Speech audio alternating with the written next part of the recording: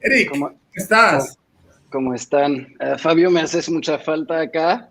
Sí, Deberíamos estar juntos, como dijiste, y pues espero que vendrás estas semanas. así será. Bueno, para los que no lo conocen, que deben de ser muy pocos, el señor Eric es cofundador de Octopus, la agencia de SEO número uno de México, como bien lo dice el lema, y además Eric tiene experiencia vastísima, él es francés, está viviendo en Cancún en este momento, y Eric ha trabajado en muchas industrias y en muchas empresas importantes. Esta charla va a estar súper buena, Juan, entonces yo creo que por temas de tiempo no es sino que don Eric nos comparta su pantalla, arranquemos y ahorita nos vemos en las preguntas, ¿les parece? Sí, súper, así Vamos, es. Pues, ahorita comparto, ya ya te creo la que hago. ven mi pantalla. Pues por los que no me conocen, soy Eric Mercier, director y CEO de Octopus, y trabajamos con pues, muchas empresas como Dell, Cartier, GNP, Rolex, Volkswagen y muchos más. Voy a... perdón. Ok, vamos a empezar. El ciclo de vida de un contenido reflexivo. Seguramente muchos reflexionaron sobre ese título justamente. Um, Principalmente creo que sí va muy bien con los ponentes anteriores. Creo que es una buena conexión. Um, ya existe una pletora de escritos sobre la necesidad de concebir un contenido de calidad, como lo dijiste, ¿no?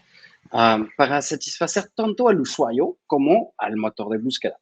Más allá de que estos artículos olvidan que un contenido escrito no siempre se concibe en una perspectiva de visibilidad, la mayoría de ellos simplemente repiten los mismos consejos refritos que se han descartado desde que Google hizo más complejas sus metodologías de clasificación de los resultados de búsqueda, sin explicar realmente qué es un contenido de calidad.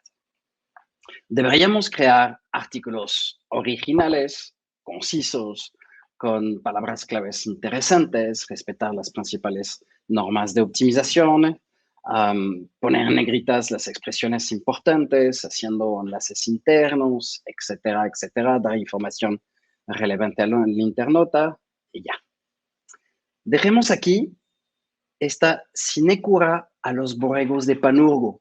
Dejamos de ser borregos, tenemos que cuestionarnos todo el tiempo, pensar por sí mismo. Y sin pretender tener las llaves de la verdad, tomemos simplemente por lo que creo que es un ciclo de vida de un contenido ideal. El que rinde en el motor de búsqueda y atrapa al lector para colarlo en sus redes.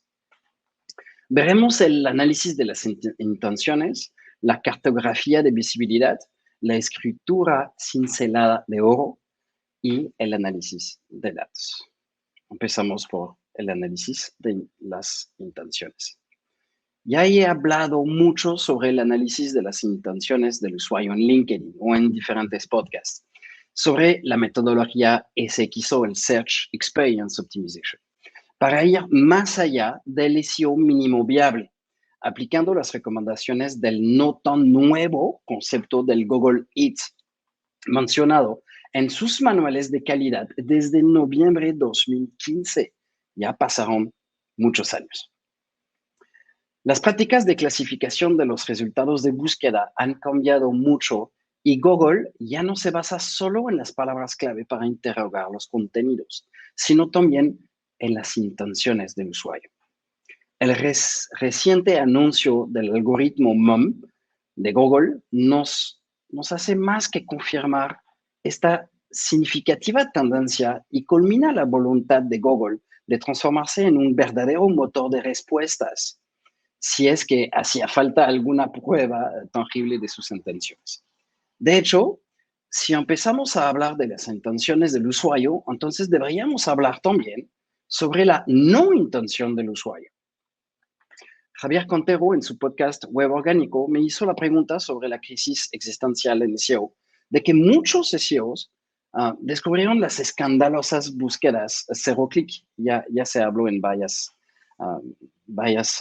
ponencias justo antes de esa. Y entonces acusan a Google de generar menos clic hacia los enlaces azules. Saludos, Juan, con tu newsletter. Pero Google respondió a SparkToro y SimilarWeb, los autores del estudio, diciendo que no es cierto por el motor de búsqueda genera más tráfico orgánico a la web cada año. ¿Quién creer? Según el análisis de Barry Schwartz de Search Engine Land, dice que ambos están honestamente equivocados y no dicen toda la verdad. Está absolutamente fuera de lugar que el 65% de todas estas búsquedas no conduce a un clic hacia un sitio web. De paso, podemos ver que nuestro amigo Barry tiene un serio problema de hits, de autoridad en Google, ¿no? Eso no es su foto. Bueno, no es su nombre, Matt Cutts.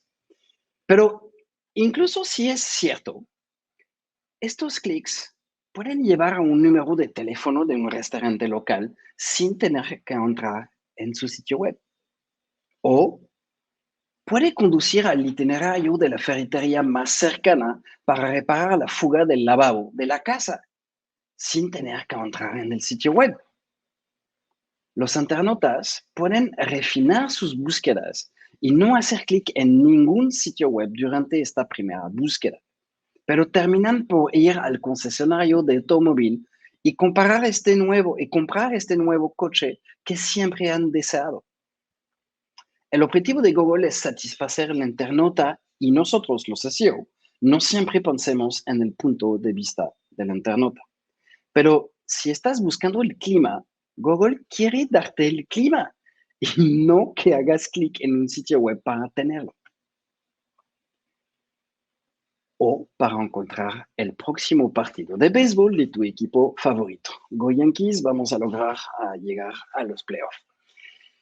Los hechos están ahí y ignorarlos sería absurdo. Los resultados que se muestran al usuario cuando realizan una búsqueda son el resultado de una interpretación semántica y, por tanto, una interpretación de su intención de búsqueda. En otras palabras, las páginas que Google presenta al usuario responden a sus necesidades, no solo a las palabras clave contenidas en la búsqueda. Es lamentable que hoy, en 2021, que una gran cantidad de artículos se sigan dedicando a la investigación de palabras clave, con la composición de contenidos optimizados en la web. Como acabamos de ver, esto ya no tiene ningún sentido. Son metodologías de trabajo obsoletas, heredadas de principios de los años 2000-2010, cuando todavía funcionaba muy bien y podías salirte con la tuya con unos cuantos artículos sobreoptimizados al estilo Red Bull con el keyword stuffing. Esto ya no es suficiente hoy en día y es incluso contraproducente. Resumamos esta metodología de análisis de intenciones. Paso 1. Recolectar las búsquedas iniciales de los servicios, productos, donde hacemos un inventario de los mismos en forma de expresiones listadas, palabras claves, que se utilizarán en el segundo paso. Paso 2. Recolectar las búsquedas del usuario, fase relativa a la recolección de expresiones tecleadas por los internautas en Google. En particular, mediante el uso de Google Suggest, por ejemplo. Paso 3. Circunscripción de las tipologías de intenciones. Tamizar y reprocesar las expresiones de los usuarios. Aquí es donde definimos claramente las intenciones de los internautas. Paso 4. Preparar la redacción de los contenidos. Ahora que conocemos las intenciones de los usuarios, es posible estructurar nuestros contenidos, especialmente los destinados a la visibilidad. Como lo pueden ver, no hay nada increíble ni esotérico en esto. Además, lo explico todo. Y ya lo dije alguna vez, el SEO no consiste únicamente en sacrificar animales en un altar dedicado a Matt Cutts y Larry Page entonando fórmulas mágicas bailando. Al procesar un gran volumen de expresiones, es posible comprender de volada la intención de la mayoría de los internautas para un determinado servicio o producto. Creo que es útil precisar esta fase no es en absoluto opcional, es incluso absolutamente imperativa si quieres desarrollar la visibilidad de tu contenido. Paso 2. Cartografía de visibilidad. Uno podría conformarse con un análisis de intenciones antes de definir la estrategia SEO que se va a implementar en el sitio, o incluso la estrategia editorial que se va a desplegar a lo largo de semanas o meses. Esto sería un error, o casi, porque el análisis de intenciones necesita ser orientado y canalizado con una cartografía de visibilidad, un mapa semántico. No se preocupen, no se trata de agarrar un trozo de pergamino y un frasco de tinta para dibujar los contornos de un continente desconocido a mano alzada. Dicho eso, el ejercicio es bastante parecido. Permítanme empezar exponiendo un simple hecho. Hoy en día, 2021 todavía, se ha vuelto inútil vigilar muy de cerca las posiciones en Google. Los fanáticos rabiosos de las posiciones ganadas y de las posiciones perdidas, me lanzaron una mirada muy fea, y ahorita los voy a ver en el chat, lleno de odio, pero es necesario ser un poco razonable aquí. ¿Creen por un segundo que un resultado en primera posición en los resultados de búsqueda actuales, el que está justo debajo de una posición SEO, preguntas relacionadas, Google Maps, varios anuncios, un knuckle graph, un carrusel de videos? ¿Creen realmente que este primer resultado solitario en este revoltijo de elementos chillones es tan visible como su alter ego en 2012? Vemos acá el resultado. Octopus está número en Google al final de la página. La respuesta entonces es no, obviamente, y no es necesario pensar en ello durante horas. Como mucho, puede dar una vaga idea de su índice de visibilidad actual.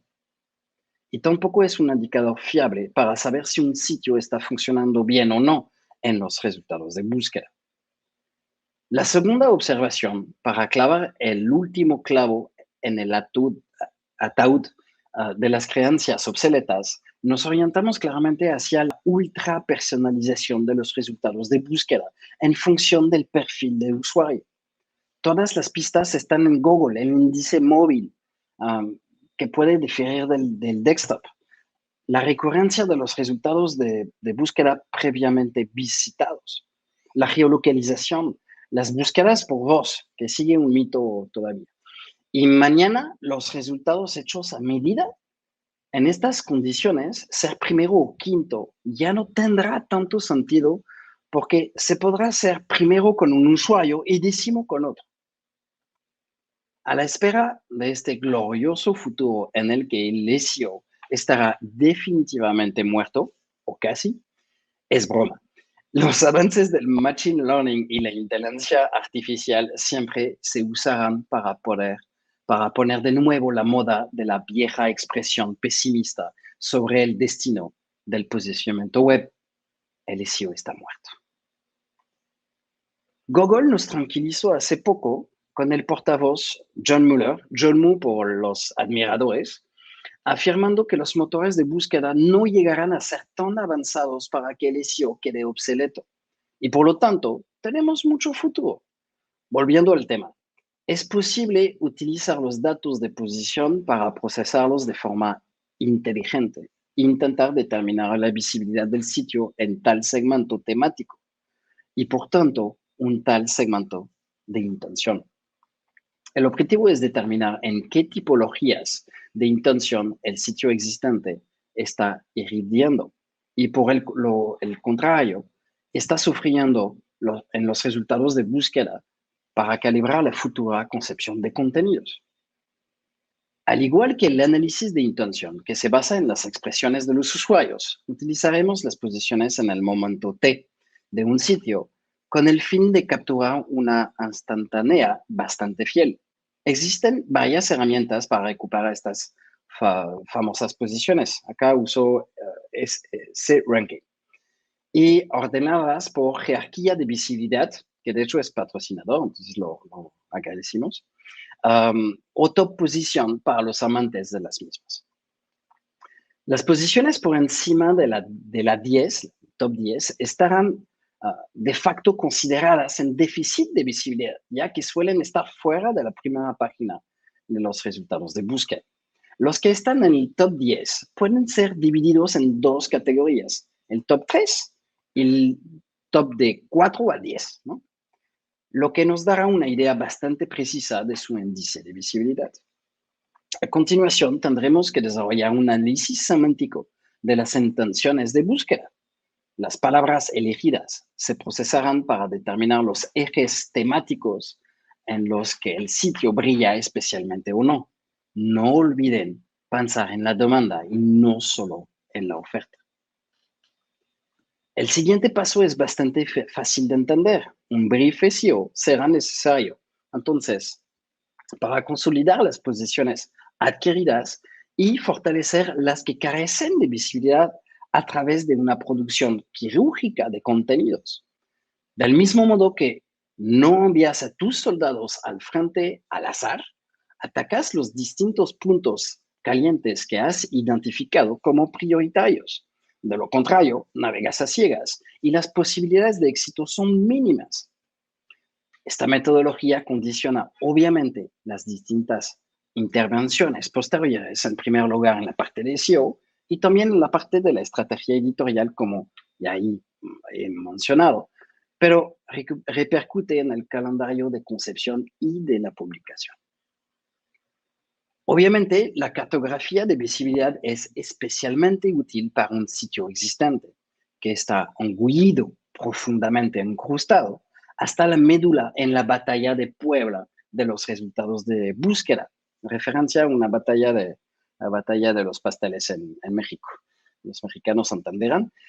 Sin embargo, es posible replicar el ejercicio para los competidores con el fin de determinar las áreas en las que son particularmente visibles o no, obteniendo así una visión precisa de los esfuerzos a desplegar en términos de captación de audiencia y, por supuesto, de los contenidos a concebir en prioridad para enfrentarlos en el campo de batalla.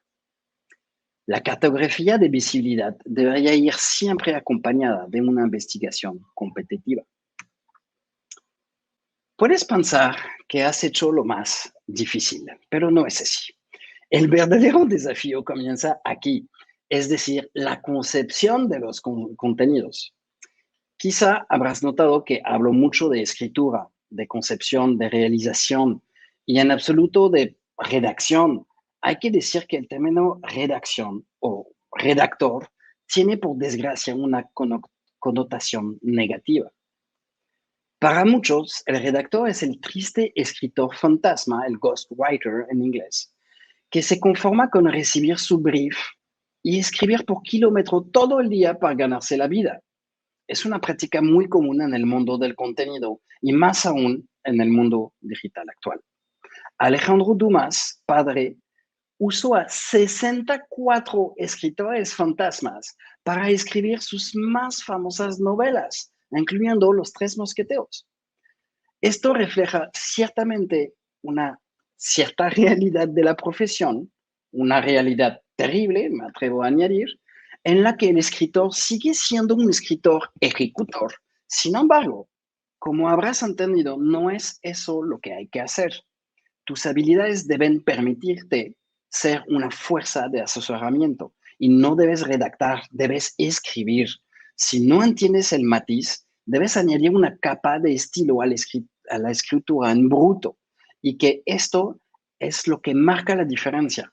Por ejemplo, entre un simple dibujo y una hermosa pintura al óleo, sin prejuzgar la calidad de los dibujos.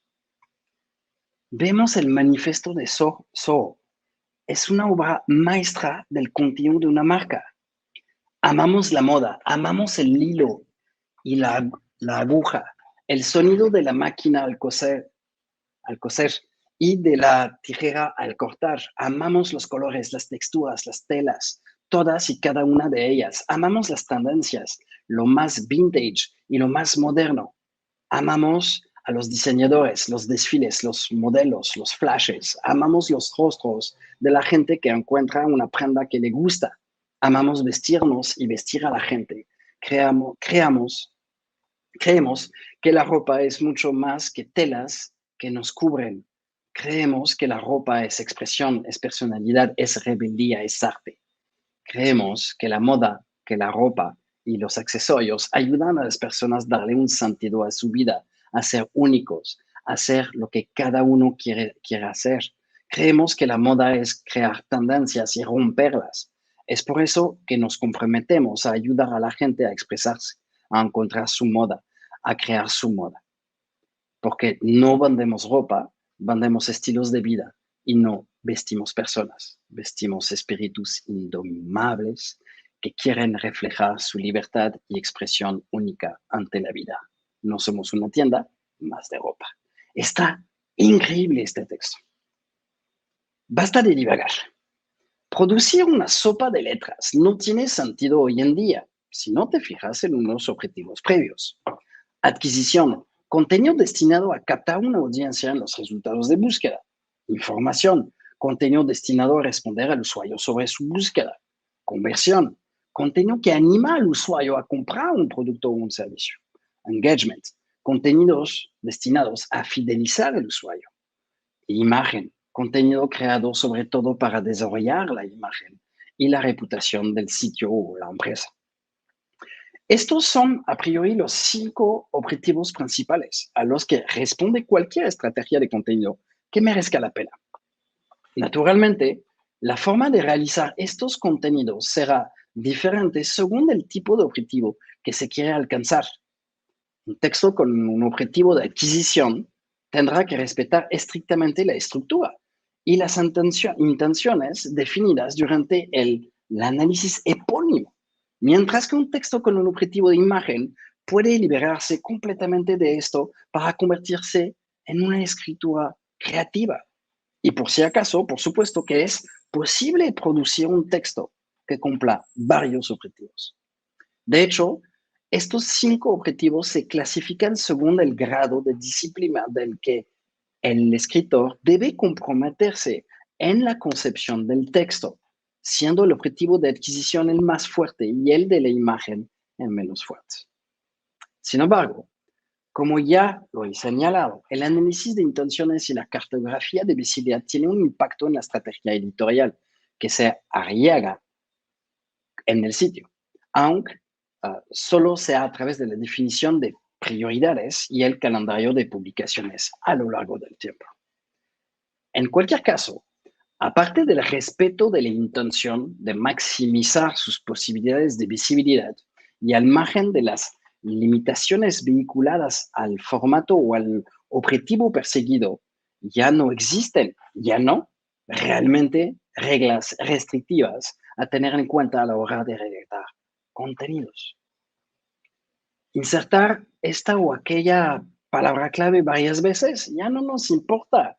Hacer simple y conciso, por supuesto, es mejor cuando se crean ganchos, pero en realidad una vez superada la fase de recompilación de información y lectura en diagonal, el internauta lee cuando se engancha y puede leer muchísimo. Para atrás, el usuario no será tan descerebrado como se podría pensar. Pregunta retórica, obviamente. Capturar el internauta con un análisis de intención y de visibilidad está muy bien, pero todavía hay que mantenerlo en casa. Y Dios sabe que es muy complicado en nuestra economía de la atención. El análisis de datos se refiere aquí al análisis de los resultados producidos por el contenido, puesto que los objetivos se han fijado de antemano. Deberíamos ser capaces de medir su éxito. Este planteamiento de los indicadores clave de rendimiento, KPI, no es nuevo y ya se ha dedicado abundante literatura en el tema. Por lo que no se trata aquí de repetir tontamente lo que los otros han desarrollado en otros lugares. Sin embargo, Parece útil recordar, estos contenidos útiles deben permitir una bendición tangible de sus efectos en la estrategia digital desplegada por el sitio. El pobre redactor, situado al final de la cadena, rara vez tiene la oportunidad de expresarse sobre este punto. Por lo tanto, sea cual sea el tipo de texto, es aconsejable analizar los resultados en detalle. Contenido de adquisición. Visitas contra sesiones en volumen, desglosadas por canal de adquisición. Contenido informativo. Para comprobar si el usuario ha encontrado y consumido la información, la mejor solución es utilizar los KPI de compromiso. Tiempo de lectura, rebotes, promedio de scroll en la página. Contenido de la conversión. ¿Convirtió el usuario? Esto puede resumirse, por ejemplo, en el número de clics en los CTA, el número de artículos colocados gracias al carrito, el volumen de ingresos generados por la página, etc. Contenidos de engagement. ¿Cómo se puede medir el compromiso de los visitantes de otra manera que no sea el tiempo de permanencia en una página y el rebote? También puede correlacionarse con los clics de los CTA, las inscripciones a los boletines, las inscripciones a un formulario, el número de visitantes recurrentes, etc. Contenido de imagen. Aquí jugaremos con los KPI de popularidad, el número de sesiones, el número de visitas, el número de acciones, el número de me gusta. Si vale la pena recordar, la recompilación y el análisis de datos es esencialmente una ayuda a la decisión que permite influir en las estrategias digitales en curso, medir las ganancias, confirmarlas en su estructura inicial y, por lo contrario, corregirlas si los resultados no producen los efectos esperados. El contenido no es una excepción a esta regla y en el caso del UX Writing, esto puede incluso dar lugar a un test A/B, donde se comparan los ganchos más eficientes de contenido para seleccionar el que registra más resultados. Por eso hay que evaluar el impacto de cada acción con ese contenido. Para cada contenido publicado, deben medir con precisión las ganancias obtenidas, que sea el tráfico o de manera monetaria. Tener en una vista detallada nos permite estudiar con lupa la eficiencia de tus acciones de las optimizaciones. Hemos llegado al final de este monólogo y ahora tienen todas las cartas en la mano para abordar una concepción de contenidos eficiente y medible, me atrevo a decir óptimo, para hacer frente a las problemáticas de los contenidos. No es tan complicado, solo requiere rigor, paciencia y, hay que decirlo, un poco de talento para hacer malabarismos con todas estas habilidades. Voilà, c'est fini. Muchas gracias.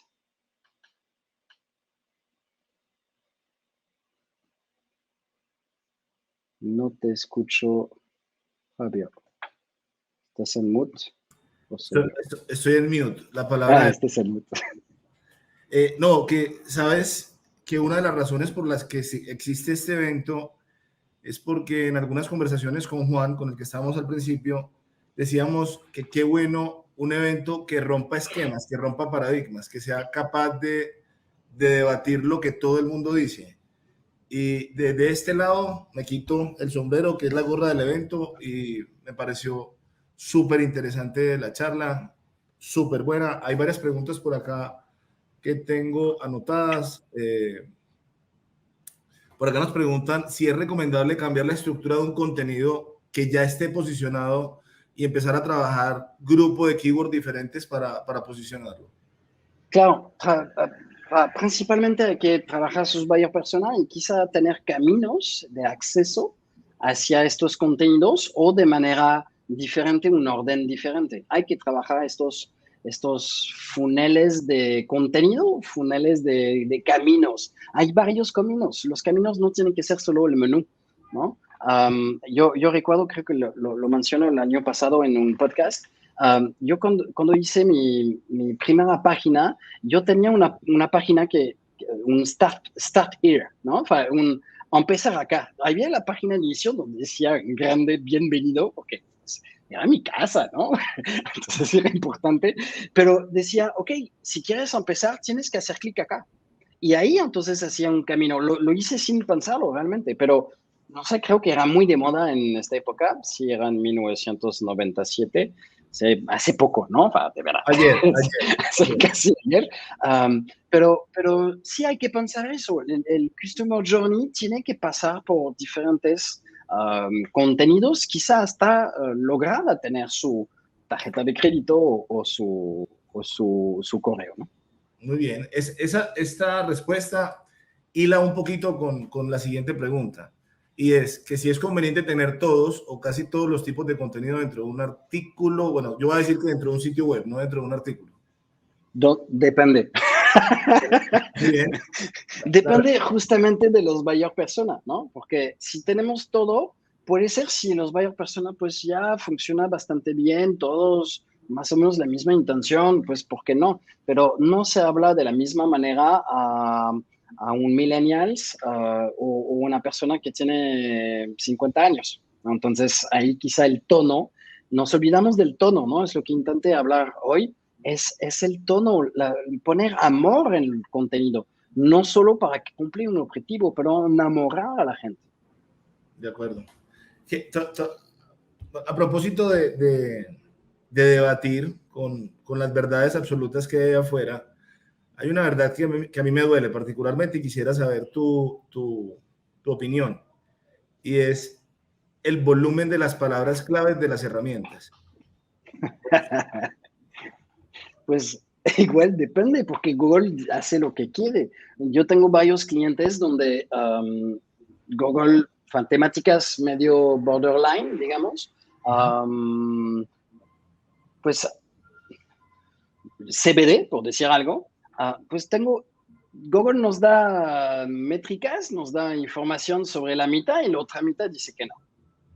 Pues, ¿cómo le hago? ¿No? El narizómetro está complicado, ¿no? Entonces, de todas formas, hablamos de muchas herramientas, y escuché los ponentes anteriores, hablamos de muchas herramientas, pero todas sacan sus datos del API de Google, ¿no? Entonces, no es que tienen datos diferentes.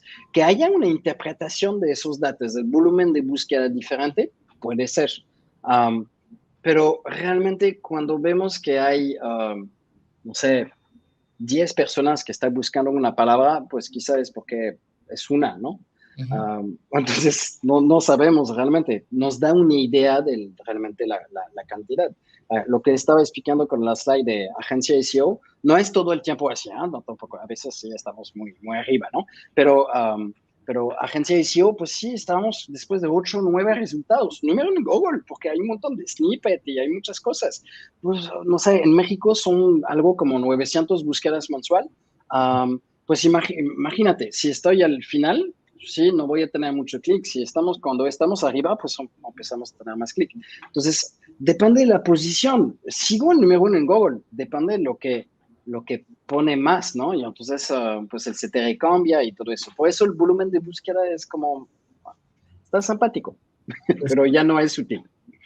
Ya no es útil, es verdad. Nosotros hemos hecho ejercicios en que, por ejemplo, los productos que tienen equipo o departamento de atención al cliente nos entregan una data de cuáles son las preguntas que se hacen los usuarios frente al servicio. Y vos, después de que ellos te entregan esa data y te dicen, por ejemplo, al mes hay 150 usuarios que nos llaman y preguntan esto. Entonces vamos a las herramientas y, bueno, por supuesto, 0 búsquedas. Entonces, la interpretación de uno es porque este usuario no es nativo digital, entonces no va a la caja de búsqueda a preguntar. Entonces, acto seguido, en el tercer mes, después de que hiciste una estrategia de contenidos para responder a las preguntas de los usuarios, resulta y pasa que Search Console te empieza a mostrar 300 impresiones en un mes, pero te vas al Ad Planner y te sigue mostrando 0 búsquedas. Claro, por supuesto. Por supuesto. Por eso no. Muchas veces nosotros cuando hacemos los mind map semánticos, no lo hacemos con solo el factor de volumen de búsqueda. Lo hacemos simplemente porque es lógico, simplemente. Y eso nos ayuda a que la página pilar, ¿no? La página madre que nosotros llamamos, pues entonces tenga más relevancia, mismo si las páginas hijas o nietas no tengan tanta relevancia. Pero al final de cuentas, si responden a la pregunta, a la duda o la investigación de una persona y encuentra la solución ahí, ya estamos del otro lado. Es eso el punto, ¿no? Es que sea humano, ¿no? Y creo que pues muchas métricas, análisis de datos sí, pero hay que volver a la humanización. De acuerdo, de acuerdo. Bueno, aquí hay una pregunta que empiezan a conectar con lo que acabas de decir de las páginas madres o padres o Pilar. ¿Es una buena estrategia crear artículos grandes que incluyan varios temas y realizar otros artículos más cortos para hacer interlinking? Voy a poner en pantalla. Si tienes un website de 10 páginas o 1,000,000, porque entonces la estrategia será diferente. Entonces, realmente eso es caso por caso. Yo lo que recomiendo es siempre, cuando hay un tema que tratar, que sea el mejor tema tratado o respondido, ¿ok?